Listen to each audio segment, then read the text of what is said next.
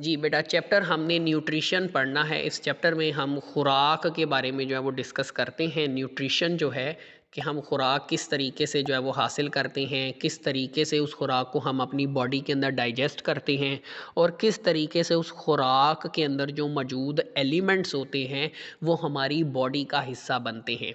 अच्छा, so the nutrition की definition बेटा क्या है? The sum of all the processes, वो तमाम processes including taking in of food, जो खुराक खाने से लेकर and then utilisation of elements present in food, वो तमाम प्रोसेसेस जो हमारे खुराक खाने से लेकर खुराक में मौजूद एलिमेंट्स के इस्तेमाल तक शामिल होते हैं, उन तमाम प्रोसेसेस के मजमूए को बेटा हम कहते हैं न्यूट्रिशन। अब खुराक में जो एलिमेंट्स मौजूद होते हैं वो बॉडी में किस मकसद के लिए इस्तेमाल होते हैं बेटा? बॉडी को ग्रो करने के लिए, एनर्जी हासिल करने के लिए और बॉडी की दूसरी एक्टिविटीज़ को सरअंजाम देने के लिए। खुराक खाने से लेकर बेटा, ये जो लफ्ज़ यूज़ हुआ है ना यहाँ पे, taking in of food, taking in of food का मतलब है खुराक खाना। खुराक खाना, खुराक खाने से लेकर खुराक में मौजूद तमाम एलिमेंट्स के बॉडी में इस्तेमाल तक जितने भी प्रोसेस बेटा शामिल होते हैं, उन तमाम प्रोसेसेस के सम कहते हैं मजमूए को, उन तमाम प्रोसेसेस के मजमूए को बेटा हम कहते हैं न्यूट्रिशन। ठीक है, न्यूट्रिशन क्या है? न्यूट्रिशन उन तमाम प्रोसेसेस का मजमूआ है जो खुराक खाने से लेकर खुराक में मौजूद तमाम एलिमेंट्स के इस्तेमाल तक होता है। अब खुराक में मौजूद एलिमेंट्स हैं वो किस मकसद के लिए इस्तेमाल होते हैं? तो बेटा वो भी आगे लिखा हुआ है, ग्रोथ के लिए, बॉडी को ग्रो करने के लिए, एनर्जी हासिल करने के लिए और बॉडी में दूसरी तमाम तर एक्टिविटीज़ को बरकरार रखने के लिए। अगर हम खुराक नहीं खाएंगे तो हमारी बॉडी की ना तो हमारी बॉडी ग्रो करेगी, ना हमारी बॉडी को बेटा एनर्जी हासिल होगी और ना ही हम डिफरेंट एक्टिविटीज़ जो हैं वो बेटा हमारी बॉडी के अंदर जो है वो परफॉर्म हो सकेंगी।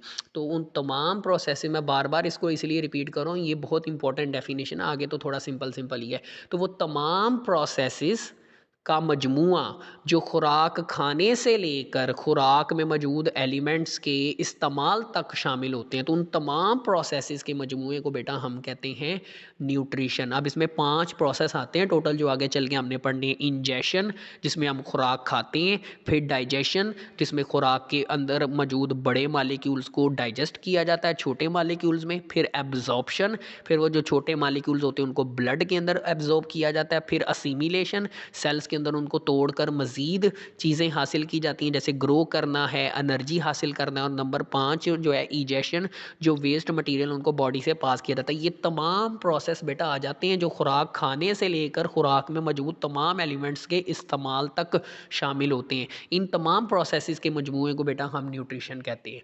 अब न्यूट्रिशन जो है ना बेटा, ये 2 टाइप की होती है।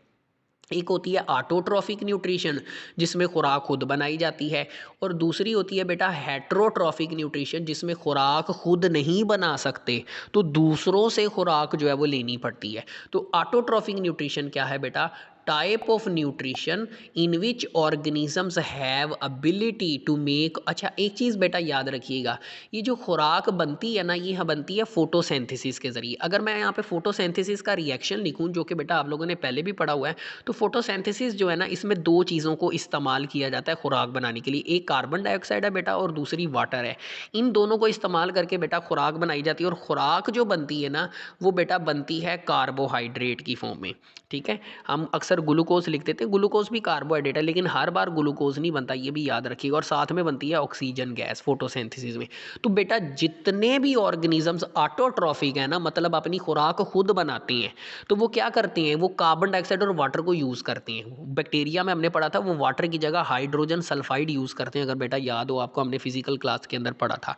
अच्छा, अब कार्बन डाइऑक्साइड और वाटर जो है ना, इन अब इसमें आप देखें कार्बन के साथ वाटर नहीं, हाइड्रोजन नहीं है, और वाटर में हाइड्रोजन के साथ कार्बन नहीं है। तो चूंकि ये दोनों कार्बन और हाइड्रोजन पर मुश्तमिल नहीं है, तो इसलिए बेटा हम इनको कहते हैं इनऑर्गेनिक मटेरियल। और कार्बोहाइड्रेट जो है इसमें कार्बन के साथ हाइड्रोजन भी होती है, तो बेटा जो खुराक बनती है ना वो ऑर्गेनिक होती है। तो हमेशा जब भी डेफिनेशन की जाती है ना ऑटोट्रॉफ्स की, तो हम वो इस तरह करते हैं कि ऑटोट्रॉफ्स क्या होते हैं? वो ऑर्गेनिजम्स जो इनऑर्गेनिक मटेरियल को, मतलब कार्बन डाइऑक्साइड वाटर को इस्तेमाल करके अपनी ऑर्गेनिक खुराक, मतलब कार्बोहाइड्रेट वाली खुराक तैयार करें, उनको बेटा हम कहते हैं ऑटोट्रॉफिक न्यूट्रिशन। ऑटोट्रोफ्स। अब ज़रा आप समझिएगा कि मैंने ये वर्ड क्यों यूज़ किए। अब देखें ज़रा, ऑटोट्रॉफिक न्यूट्रिशन में क्या लिखा हुआ है, type of nutrition in which organisms have ability to make organic food from inorganic raw material. अच्छा, रॉ मटेरियल वो होता है जिससे कोई नई चीज़ तैयार की जाए। अब कार्बन डाइऑक्साइड और वाटर जो है ये रॉ मटेरियल है यहाँ पर, क्योंकि इनसे एक नई चीज़ बनाई जा रही है और ये दोनों इनऑर्गेनिक हैं, तो इसको हम पढ़ेंगे इनऑर्गेनिक रॉ मटेरियल। और उससे बनाई क्या जा रही है, ऑर्गेनिक खुराक बनाई जा रही है। तो बेटा टाइप ऑफ न्यूट्रिशन जिसमें ऑर्गेनिजम्स के अंदर ये एबिलिटी होती है कि वो इनऑर्गेनिक मटेरियल से अपनी ऑर्गेनिक खुराक तैयार करते हैं। अच्छा, अब ये रॉ मटेरियल कहाँ से आते हैं बेटा, तो ये आते हैं बाहर के ही एनवायरनमेंट से, सराउंडिंग एनवायरनमेंट से। तो ऐसे ऑर्गेनिजम्स को हम कहते हैं ऑटोट्रॉफिक न्यूट्रिशन। तो बेटा ये फोटोसिंथेसिस की डेफिनेशन आपके जहन में होगी ना, तो आप खुद ब खुद ये डेफिनेशन बना सकेंगे। वैसे भी हमने चैप्टर नंबर 11 के अंदर इसको पढ़ना है। तो टाइप ऑफ न्यूट्रिशन, ऐसी nutrition in which organisms have ability. तो अगर ऑर्गेनिजम्स के अंदर ये एबिलिटी मौजूद है कि वो इनऑर्गेनिक रॉ मटेरियल से बेटा ऑर्गेनिक फूड बना सकते हैं, तो ऐसी न्यूट्रिशन को बेटा हम कहते हैं ऑटोट्रॉफिक न्यूट्रिशन। इसका ऑपोजिट कर दें। अब कौन, अच्छा पहले एग्जांपल भी देख लें। प्लांट और एल्गी ये ऑर्गेनिजम्स हैं जो फोटोसिंथेसिस कर सकते हैं। इसके साथ साथ बेटा आप सम बैक्टीरिया भी ऐड कर सकते हैं, क्योंकि बैक्टीरिया भी अपनी फोटोसिंथेसिस करके कुछ खुराक बना सकती हैं। अच्छा, हेटेरोट्रॉफिक न्यूट्रिशन की बेटा हम बात करें तो इसका ऑपोजिट कर दें। Type of nutrition in which organism do not have ability. Organisms के अंदर ये एबिलिटी नहीं होती कि वो इनऑर्गेनिक रॉ मटेरियल से ऑर्गेनिक खुराक जो है वो अपनी बना सके। सो इनको क्या करना पड़ेगा, so they get food from other organism. तो इनको फिर जाहिर सी बात है दूसरे ऑर्गेनिज्म से खुराक लेनी पड़ेगी। अब अगर हम अपनी बात करें तो हमारे अंदर जो न्यूट्रिशन है, हम किस न्यूट्रिशन को फॉलो करते हैं, हेटेरोट्रॉफिक न्यूट्रिशन, क्योंकि हम ऐसे ऑर्गेनिजम्स हैं जिनके अंदर ये एबिलिटी मौजूद नहीं है कि हम इनऑर्गेनिक रॉ मटेरियल से, मतलब कार्बन डाइऑक्साइड और वाटर से अपनी ऑर्गेनिक फूड, अपनी खुराक खुद बना सकें। सो हमें दूसरे ऑर्गेनिजम्स पे बेटा डिपेंड करना पड़ेगा। तो इसमें आप देख सकते हैं एनिमल्स यहाँ पर जो है वो मेंशन है। तो हमने बेटा अभी तक क्या पढ़ा है, हमने पढ़ा है न्यूट्रिशन क्या है, हमने पढ़ा न्यूट्रिशन क्या है। न्यूट्रिशन की दो टाइप्स हमने पढ़ी। अगर तो खुराक बनाई जा रही है तो ऑटोट्रॉफिक न्यूट्रिशन है, अगर नहीं बनाई जा रही तो बेटा हेटेरोट्रॉफिक न्यूट्रिशन है। फिर आपने बेटा नेक्स्ट जो डेफिनेशन याद रखनी वो है न्यूट्रिएंट्स की। न्यूट्रिएंट्स क्या होते हैं, ये जो अभी ऊपर हम बात कर रहे थे, खुराक के अंदर मौजूद elements, the elements present in food. हमारी खुराक के अंदर जो इंग्रेडिएंट्स होते हैं ना, हमारी खुराक के जो कंपोनेंट्स होते हैं जिनसे हमारी खुराक बनी होती है। बेटा आप बाजार से कोई भी चीज़ लेना तो उस चीज़ के रैपर के ऊपर जो है ना पीछे लिखे होते हैं, पीछे एक टेबल बना होता है, उसके ऊपर लिखा होता है इंग्रेडिएंट्स। कोई भी चीज़ आप लेते हैं, इवन आप एक डबल रोटी का पैकेट भी लेते हैं तो उसके ऊपर भी एक बड़ा सा टेबल लिखा होता है, उसमें लिखा होता है न्यूट्रिशनल फैक्ट्स। वो इंग्रेडिएंट्स लिखे होते हैं, कार्बोहाइड्रेट्स हैं, प्रोटीन्स हैं, लिपिड्स हैं, वाइटामिन हैं, मिनरल्स हैं, सॉल्ट्स हैं। ये सारे बेटा क्या, अब लिपिड्स के लिए हम फैट का वर्ड यूज़ करते हैं। रैपर्स के ऊपर ना ज़्यादातर फैट ही लिखा होता है, लिपिड नहीं लिखा होता। फिर फैट की आगे लिपिड की दो टाइप होती हैं, सैचुरेटेड फैट और अनसैचुरेटेड फैट। चैप्टर नंबर 2 में बेटा आपने saturated fatty acid, unsaturated fatty acid पढ़े थे। तो उस हिसाब से फिर हम सैचुरेटेड फैट और अनसैचुरेटेड फैट का जो है वो वर्ड यूज़ करते हैं। तो बेटा ये हमारी खुराक के अंदर मौजूद कंपोनेंट्स हैं। ये क्या करते हैं, इनसे हमारी बॉडी को ग्रो करने में मदद मिलती है, इनसे हमारी बॉडी के अंदर केमिकल रिएक्शन चलते हैं। इसके साथ साथ बेटा एनर्जी भी मिलती है। जो कार्बोहाइड्रेट होते हैं हमारी खुराक के अंदर, कार्बोहाइड्रेट का मकसद ही हमारी बॉडी के अंदर क्या होता है, एनर्जी को पैदा करना, जो हम एरोबिक रेस्पिरेशन में चैप्टर नंबर 11 के अंदर पढ़ेंगे, क्रेब्स साइकिल वगैरह में, जो आपने 9th में भी बेटा पढ़ा हुआ है। फिर ग्रोथ में भी ये हेल्प करते हैं। तो बेटा खुराक के अंदर वो एलिमेंट्स, हमारी खुराक के अंदर मौजूद वो एलिमेंट्स जो बॉडी की ग्रोथ में, बॉडी के अंदर के मेटाबॉलिज्म में और एनर्जी पैदा करने में हेल्प करें, उनको बेटा हम कहते हैं न्यूट्रिएंट्स। ये देखें नीचे बेटा न्यूट्रिएंट्स लिखे भी हुए हैं। कार्बोहाइड्रेट्स हैं, फैट्स हैं, प्रोटीन्स हैं, ये क्या करते हैं, ये बॉडी को एनर्जी भी प्रोवाइड करते हैं, इसके और भी ग्रोथ में भी हेल्प करते हैं। और इसके साथ साथ वाटर है, इलेक्ट्रोलाइट्स है। अच्छा, इलेक्ट्रोलाइट से मुराद है साल्ट। साल्ट जब वाटर में ऐड हो जाएंगे तो उनको इलेक्ट्रोलाइट की टर्म, केमिस्ट्री की टर्म बेसिकली यूज़ की गई है। ये सारे बेटा जो है वो मेटाबॉलिक प्रोसेस के लिए ज़रूरी हैं। अगर आपको मेटाबॉलिज्म वाला टॉपिक याद हो ना, तो उसमें हमने मेटाबॉलिज्म वाले मतलब एंजाइम वाला जो चैप्टर था उसमें हमने प्रोस्थेटिक ग्रुप, एक्टिवेटर हमने पढ़े थे और को एंजाइम्स पढ़े थे। हमने कहा था को एंजाइम्स क्या हैं, ये को फैक्टर हैं जो एंजाइम की हेल्प करते हैं टू कैरी केमिकल रिएक्शन। उसमें वाइटामिन जो हैं वो को एंजाइम्स का काम करते हैं, दे एक्ट एज ए को फैक्टर। ठीक है। तो बेटा हमने क्या पढ़ा, मैं रिवाइज करता चलूँ। न्यूट्रिशन क्या है? न्यूट्रिशन वो उन तमाम प्रोसेसेस का मजमुआ है जो खुराक खाने से लेकर खुराक में मौजूद एलिमेंट्स के इस्तेमाल तक, खुराक खाने से लेकर टेकिंग इन ऑफ फूड, खुराक खाने से लेकर खुराक में मौजूद तमाम एलिमेंट्स के बॉडी में ग्रोथ, एनर्जी और बॉडी की एक्टिविटीज़ में इस्तेमाल तक जितने भी प्रोसेस हमारी बॉडी के अंदर इन्वॉल्व होते हैं उन तमाम के मजमूए को बेटा हम कहते हैं न्यूट्रिशन। अब न्यूट्रिशन की फिर हमने दो टाइप्स पढ़ी। फिर हमने कहा कि खुराक में वो तमाम एलिमेंट्स जो ग्रोथ में, मेटाबॉलिज्म में एनर्जी प्रोवाइड करते हैं उनको बेटा हम कहते हैं न्यूट्रिएंट्स। उनको बेटा हम क्या कहते हैं? उनको हम कहते हैं न्यूट्रिएंट्स।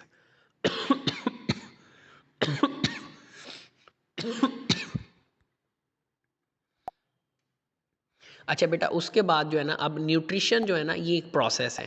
एक चीज़ याद रखिएगा बेटा, बायोलॉजी में जब भी हम कोई प्रोसेस पढ़ते हैं ना, तो पहले बेटा हम उसको हमेशा प्लांट्स के अंदर पढ़ते हैं, फिर हम उसको एनिमल्स के अंदर पढ़ते हैं। तो बेटा हमने प्लांट्स के अंदर जो न्यूट्रिशन है ना, उसमें सिर्फ 2-3 टॉपिक्स ही हमने करने हैं, मतलब ज़्यादा टॉपिक हमने कवर नहीं करने। पहला बेटा है जी मिनरल इंपॉर्टेंस ऑफ प्लांट्स। देखिए अभी हमने कहा कि प्लांट्स कार्बन डाइऑक्साइड और वाटर की मदद से अपनी खुराक खुद बना सकते हैं, लेकिन बेटा ये प्लांट्स खुराक अपनी तब ही बना पाएंगे जब प्लांट्स पहले अपने आप को ग्रो करेंगे। अब ज़मीन से सीड, आप ज़मीन के अंदर बीज बोते हैं, वो बीज जो है वो ग्रो करता है, ग्रो करके एक प्लांट बनता है, उसमें लीफ बनते हैं, फिर प्लांट फोटोसिंथेसिस करेगा, फिर प्लांट कार्बन डाइऑक्साइड और वाटर यूज़ करेगा। तो कार्बन डाइऑक्साइड और वाटर तो प्लांट तब यूज़ करेगा ना जब वो ग्रो हो चुका होगा। तो ग्रो कैसे करना है, उसके लिए बेटा सॉइल के अंदर हम कुछ मिनरल्स ऐड करते हैं। तो कहने का मतलब ये है कि प्लांट को सिर्फ कार्बन डाइऑक्साइड और वाटर की ज़रूरत नहीं होती, इसके अलावा भी बेटा प्लांट्स को बहुत सारे मिनरल्स की ज़रूरत होती है जो हम सॉयल में बेसिकली ऐड करते हैं, या सॉयल में कुदरती तौर पर मौजूद हो सकते हैं। तो जिस सॉयल में ये नहीं होते फिर हम उसमें फर्टिलाइज़र्स ऐड करके इन मिनरल्स की कमी को पूरा करते हैं। जैसे बेटा नाइट्रोजन है, फास्फोरस है, मैग्नीशियम है, आयरन है।